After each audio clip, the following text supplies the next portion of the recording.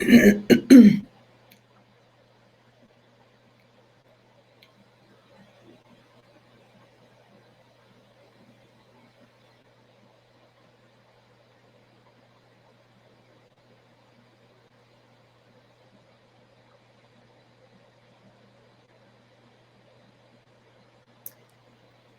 afternoon, everyone. Good afternoon if you're here on the East Coast of the United States, or good morning, good evening, wherever you are.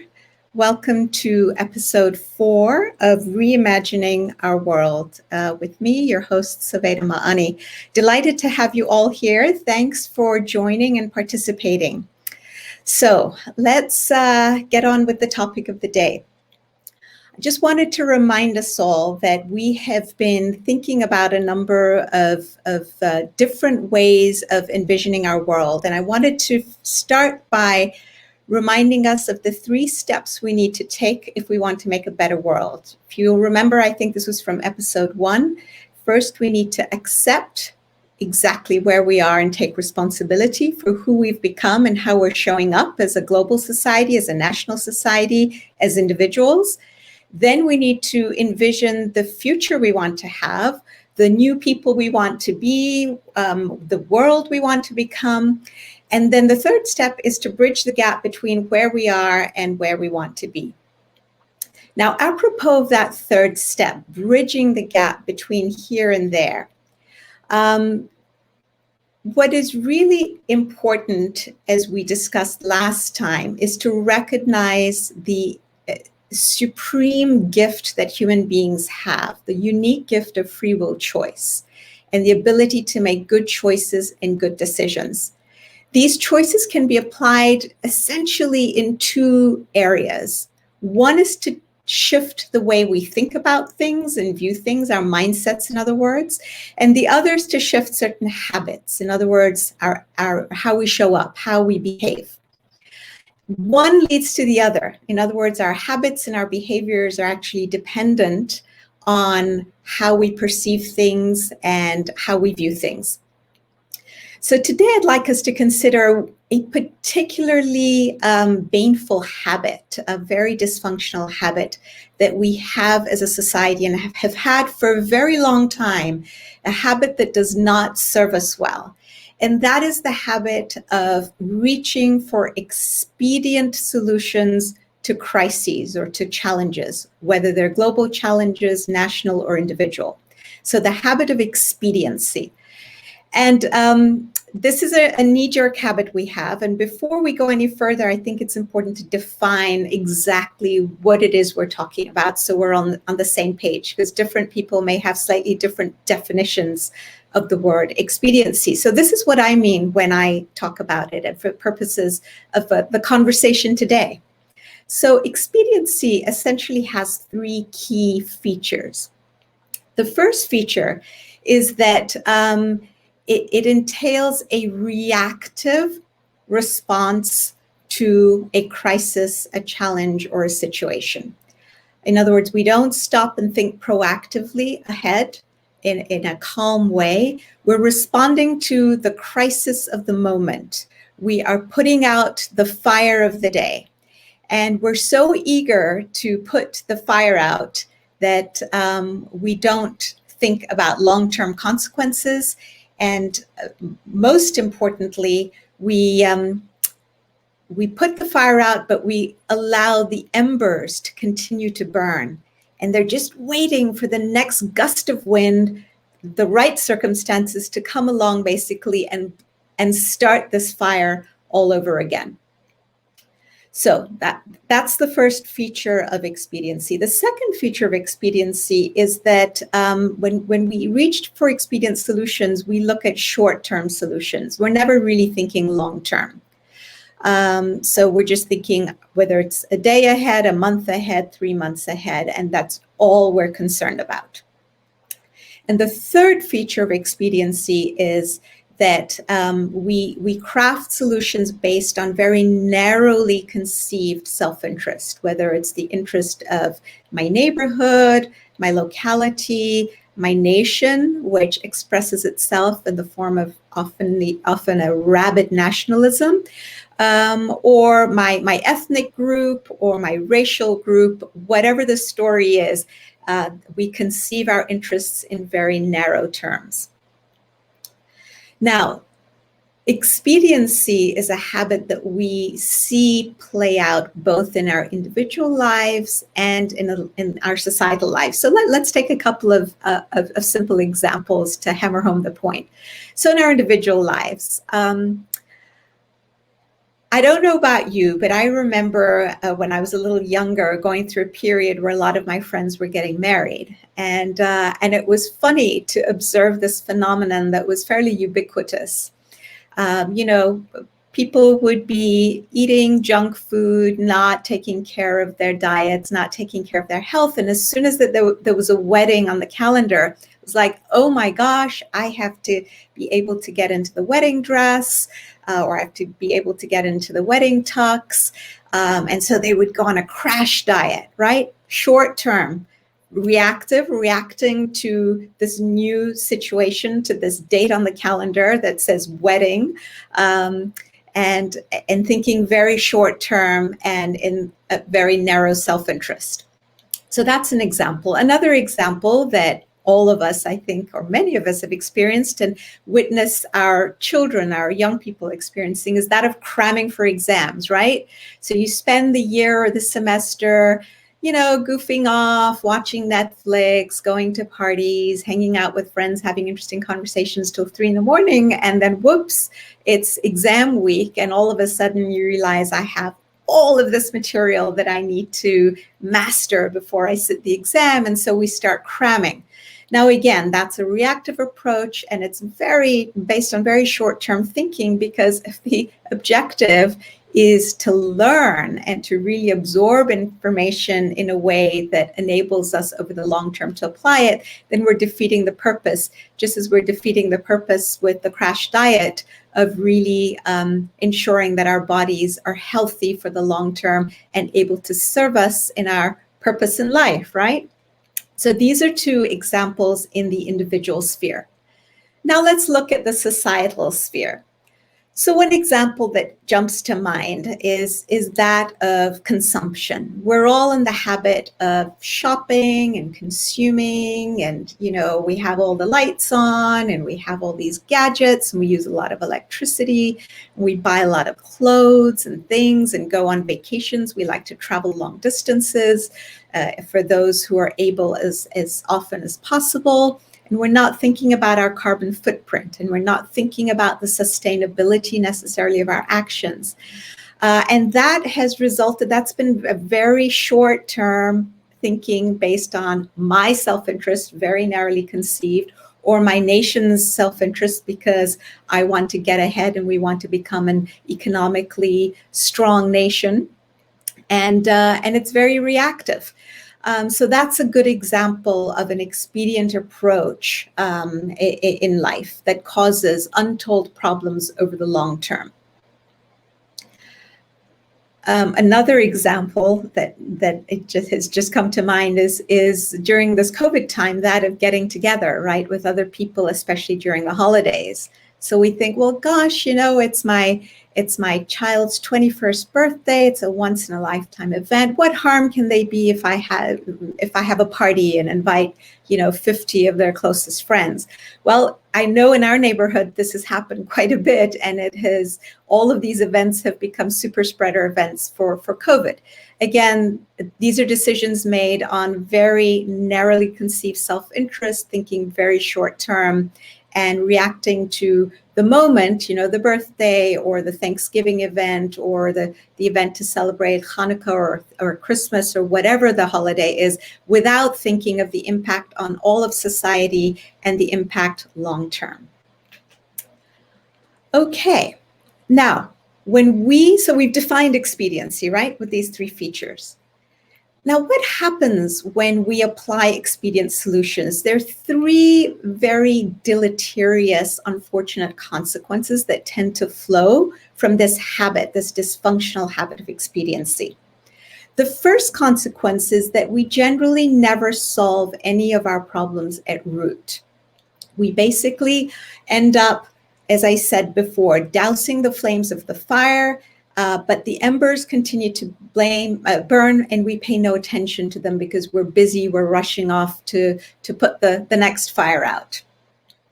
And so as a result, we tend to get flare-ups. And it reminds me actually of, autoimmune diseases like rheumatoid arthritis, where you can go for a while and then you get a flare-up, you have inflammation in the body, and you get pain in the joints and the swelling and so on. And after a while, it dies down. But if you don't actually tackle the causes of the flare-ups at root and tackle the disease, and if you just mask the symptoms, then you're going to just continue to have flare-ups. And that's exactly what happens in international society. So for instance, genocide, right, has been a feature of the global landscape for way too long now. After the genocide in Rwanda, the global community said, never again. And we said the same after the genocide in Bosnia. And then Darfur happened. And then we've had the situation in Syria, and yet we seem to have been unable to actually get to the root of the genocide and figure out effective ways of tackling this problem, this disease in the international community once and for all. And later we can talk about ways, including the creation of institutions of global governance and collective decision-making and enforcement institutions to tackle these problems, for instance, as a mechanism. Another problem that has come up again that we haven't solved at root is the problem of illegal secret nuclear weapons programs, right? We've seen this happen over and over again. We've had problems with Iran that continue apace, problems with North Korea's illegal nuclear program. We had one in Libya, we've had one in Syria. And we just see all of these programs continuing to pop up and proliferate because, again, we haven't been able to come up with a mechanism to tackle once and for all this other disease, societal disease that we have that actually threatens our very existence and well-being, although we're so numb to it now that many of us never even consider that we have tremendous threats of nuclear war hanging over our heads, given the number of nuclear weapons and the behavior of various nations. All right, so that is the first consequence of taking an expedient approach to solving problems. The second is that the solutions that we craft often actually not only don't solve the original problem at root and make us subject to flare-ups, but they sow the seed of the very next disaster. So, an example that comes to mind is Afghanistan. So when the Soviets occupied Afghanistan, the global community was very keen to get them out, as was the West. And so the thinking was, we just want to get them out. That was the short-term goal. And so we armed the Mujahideen and we trained them and sent them into Afghanistan to dislodge the Soviets.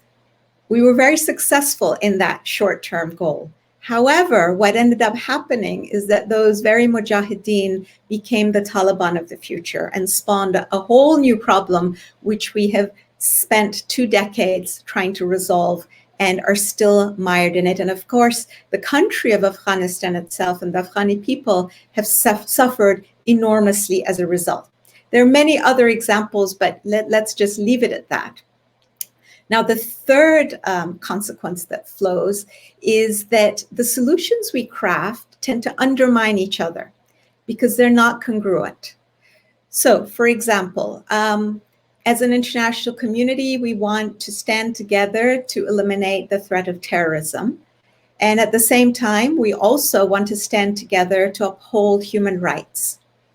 Now, unfortunately, very often what ends up happening or has happened in the past is that a country will, in the name of gaining the support of another country against terrorism, be willing to turn a blind eye to human rights abuses conducted by that country.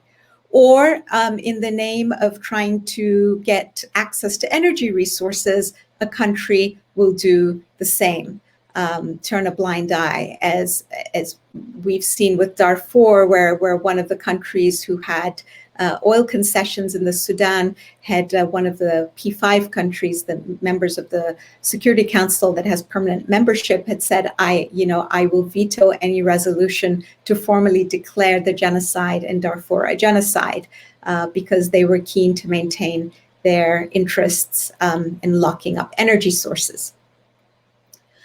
All right, I want to wrap this portion up with an example that actually illustrates expediency with all of its features and all of its unfortunate consequences. So the government of Ecuador not too long ago decided, because its people were in tremendous poverty and didn't have access to energy resources, that it was going to try to build a dam in order to create electricity to support its people and to pull them out of poverty. It was a very laudable goal. And so they needed money to build the dam. So they ended up borrowing vast sums of money from China. Now, both the countries were so keen to get this deal done, each of them thinking of the immediate benefits that they would garner from the deal, that they didn't stop to pay attention and think proactively and long-term, pay attention to certain details. In particular, a very critical detail, that the location of this dam was just below a volcano.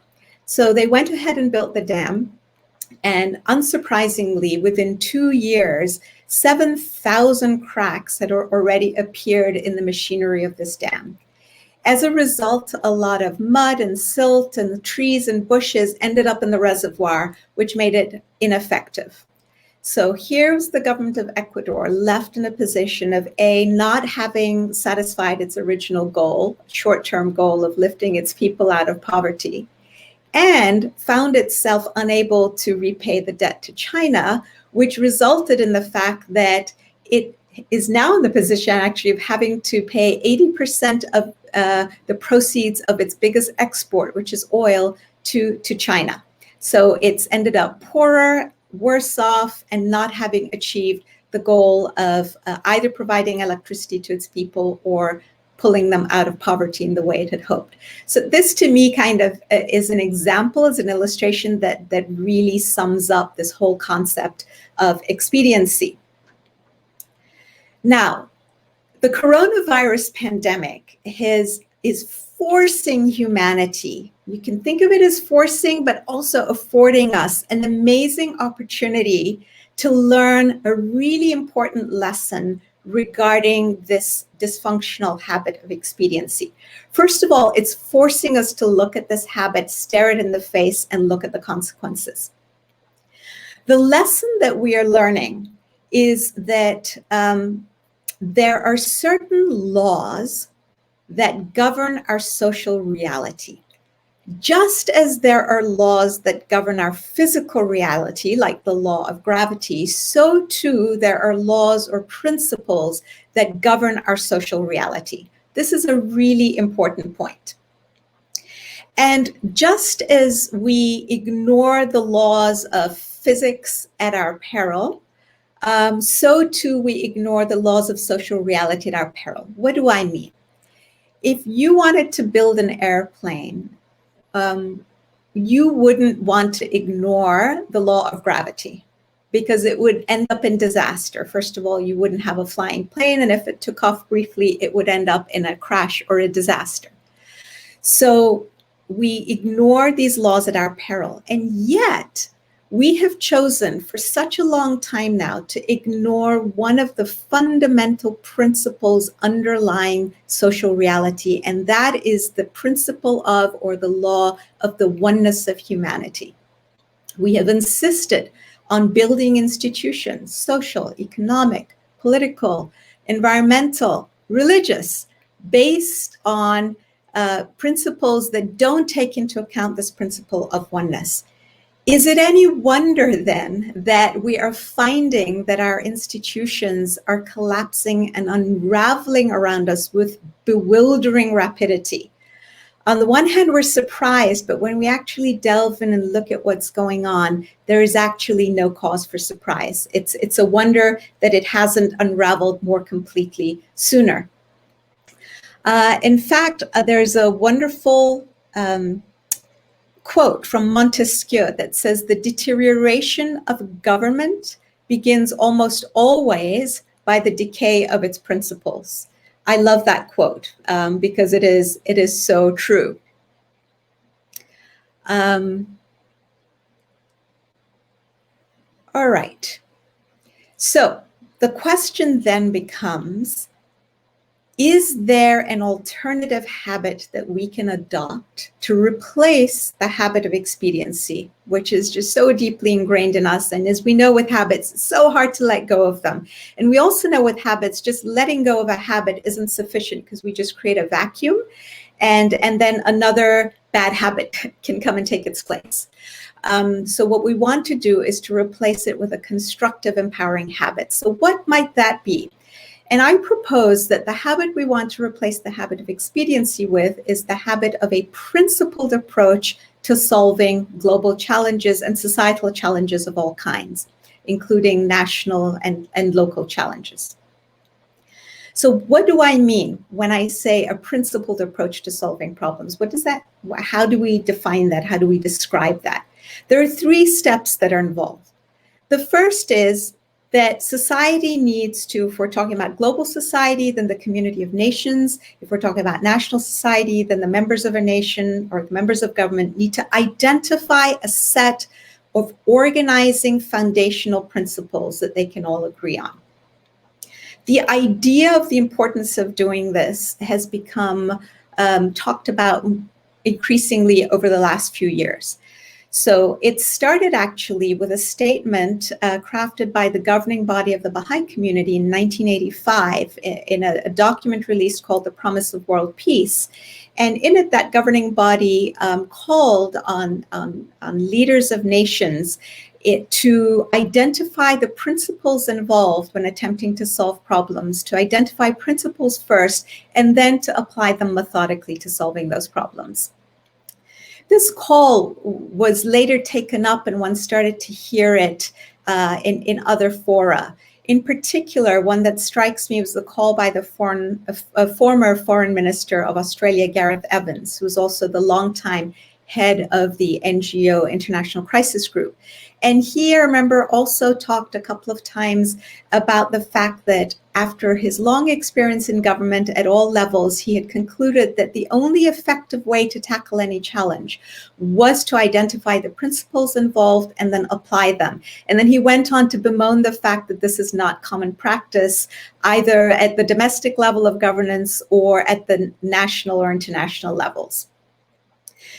We also, you may remember from one of the previous episodes that Kishore Mahbubani, the Singaporean diplomat, talked about humanity being like a ship with 193 cabins. And he talks about the fact that unfortunately, the laws that govern the internal affairs of some of these cabins, each cabin representing a different nation, are dangerous to the welfare of the ship as a whole and threaten to sink it. So that is the first step, identifying the set of organizational foundational principles. Again, the key foundational principle is the recognition of the oneness of humanity. The second feature of a principled approach to solving global challenges is to take these principles and apply them systematically and methodically to solving any problem, and to do this proactively. And this is what gets us to really the proactive question that we were talking about. There's a lovely quotation from one of the great peacemakers of our time, which I'd like to read to you. He says, "Look ye not upon the present, fix your gaze upon the times to come. In the beginning, how small is the seed, yet in the end, it is a mighty tree. Look ye not upon the seed, look ye upon the tree and its blossoms and its leaves and its fruits." So this is part of a new culture that we need to start training ourselves to have, which is that of looking ahead and seeing the end in the beginning, looking at the consequences of our behaviors and our actions.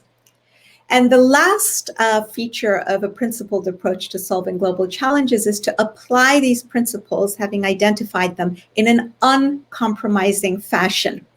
Now, there are a couple of quotes that I'd like to share with you. One is from John Maxwell, who's an American author and coach. He says, policies are many, principles are few. Policies will change, principles never do. Victor Hugo also had the famous saying in which he says, let go of the leaves of the tree, but cling on to the roots being the principles, because those should be eternal, but the rules and the laws change in accordance with the needs of the time. And the last quotation is from Abraham Lincoln. He says, important principles may and must be inflexible. So again, it's this idea of being uncompromising in the application of principle. If we do that, then we can rest fairly assured that we will be able to tackle whatever global challenges before us, including the coronavirus pandemic, including the economic recession, including the scourge of institutional racism, that really the answers to that particular question, again, so deeply embedded in the recognition of the oneness of humanity, in the idea that as human beings, the soul, the thing that animates us, has no gender, has no race. And if we truly understood that, our behavior would be very, very different. Okay, so those are my reflections for the day on reimagining the world with this new habit. If there are any questions, I'd be happy to try to field them. And before I do that, again, a reminder that if you like the content of this series, then you will probably really like the content of this, my latest book, which is The Alchemy of Peace, which has just been released and is available on Amazon. Here is a picture of the cover, and it lends itself well to book club conversations and other conversations. And some of the material I've been discussing is also in there. So you have it all in one place. All right, I will look now at the comments page. If there are any questions or comments, feel free to jump in. Thank you, Mo, for ordering the book. I appreciate it. Please share it with your friends.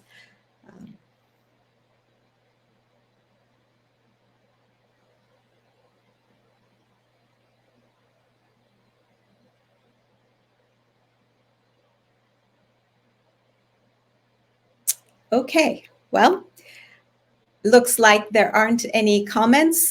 Later on, the recordings are available both on Facebook and on YouTube, on our YouTube channel for the Center for Peace and Global Governance, CPGG.